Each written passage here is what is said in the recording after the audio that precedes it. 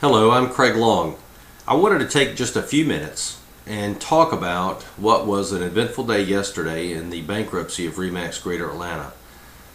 Yesterday was Monday, May 9th, and Judge Brizendine had held a hearing on several motions that had been filed recently in the bankruptcy of ReMax Greater Atlanta. As you know, ReMax Greater Atlanta filed bankruptcy on April 4th, 2011. ReMax Greater Atlanta at one point in time had roughly 10 offices in Metro Atlanta. It had 1,400 agents at one point in time. It was a behemoth. It was huge, and it was a very successful brokerage, and a very well respected brokerage, I believe, in the Atlanta marketplace.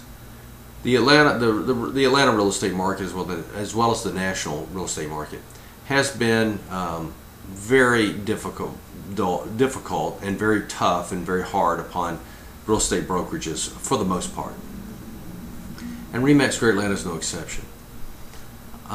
For several years, obviously there was a crescendo of events and circumstances and things happening that led to the bankruptcy. And what happened when they filed bankruptcy was ReMax got permission from the Bankruptcy Court to assume their independent contractor agreements. Those became the property of the estate when they filed bankruptcy.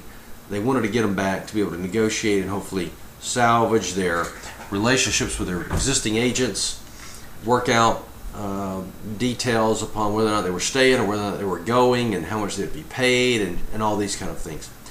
Whenever a professional-oriented firm like ReMax Greater Atlanta files bankruptcy, there's a big risk, and the big risk is that the assets of the business, which are the people, will leave.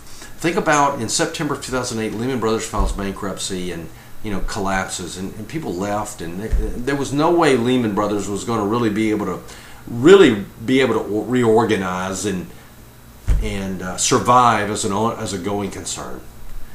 Assets have been sold off, divisions have been sold off. There are remnants and elements of Lehman surviving in other firms, but there was no way Lehman was going to survive. So whenever you take a professional services firm, like a law firm or an engineering firm or whatnot, or an investment bank, the risk is that all the assets, the people, it's a people-driven business who are highly educated, highly skilled, who are driving the business. They are the business. They are the assets. The big risk is that they will leave. That appears to be what has happened to ReMax Greater Atlanta. I do not have first-hand knowledge. I don't know the owners. I don't talk to them. I don't try to get the inside scoop. I don't have to. It appears to me that what has happened is there's been a mass exodus of the existing realtor base, agent base of ReMax Greater Atlanta. And as a result, what's happened is ReMax Greater Atlanta filed a motion to reject its independent contractor agreements of all roughly 190 remaining agents with the brokerage. By doing so, it affects the estate in such a way that these agents, if they were remaining with ReMax and they close a deal, ReMax is obligated to pay the agents in the ordinary course of business all the commissions they're owed. I believe the motivation was to reject the contractor agreements, removing the obligation to pay them all the money that they're owed. They become an unsecured priority claimant, and they file that proof of claim, and then they'll get paid through the reorganization.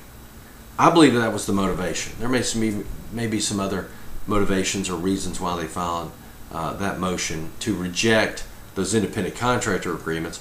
They also, in that motion, included the rejection of their lease on Roswell Road. When ReMax Greater Atlanta initially filed bankruptcy, they asked the court to reject the leases of 7 offices, leaving 2 offices to remain.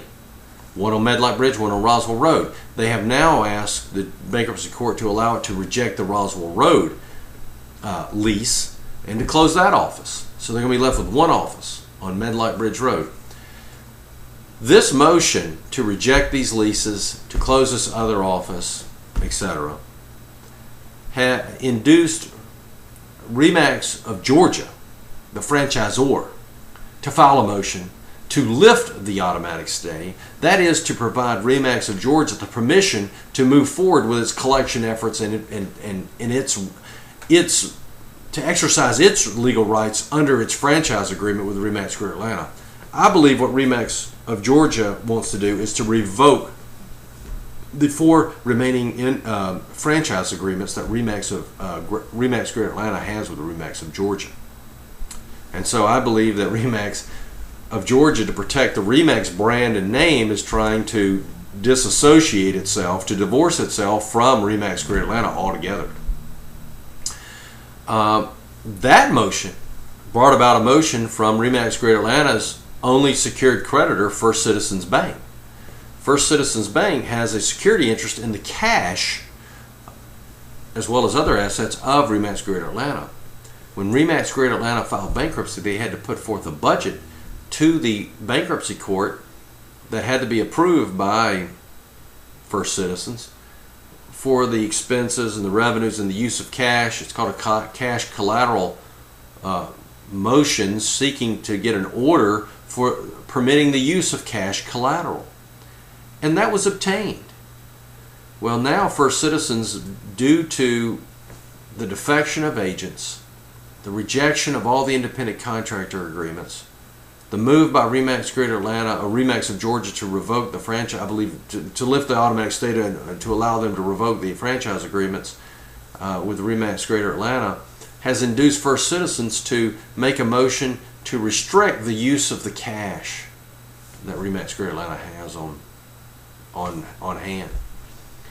So I believe this bankruptcy is spiraling down, and it is my opinion that ReMax Greater Atlanta will not survive, and essentially will end up as a liquidation situation, which is effectively is. It's not a Chapter 7. There's been no conversion, to my knowledge, of a Chapter 7, but it seems to be, from afar, a Chapter 7 filing. Once again, I have no first-hand knowledge. I'm purely relying upon my sources, my access to legal documents in the bankruptcy, and I'm reading the motions, I'm reading the orders, I'm reading the briefs filed, and whatnot. So yesterday was a very eventful day. The purpose of this video, this short video, is to merely provide information and to report essentially on the legal drama that is the ReMax Greater Atlanta bankruptcy. It is not intended to provide legal advice to anyone. If you have an attorney, you need to consult that attorney for legal advice. If you're not represented by counsel, I advise you to go get counsel and to rely upon their advice in helping you make the decisions that are important and pertinent for you to make. I will be reporting on the outcome of yesterday's hearing as the orders are given by the judge with respect to these matters, and I hope you have a great day. Take care. Once again, this is Craig Long. Bye-bye.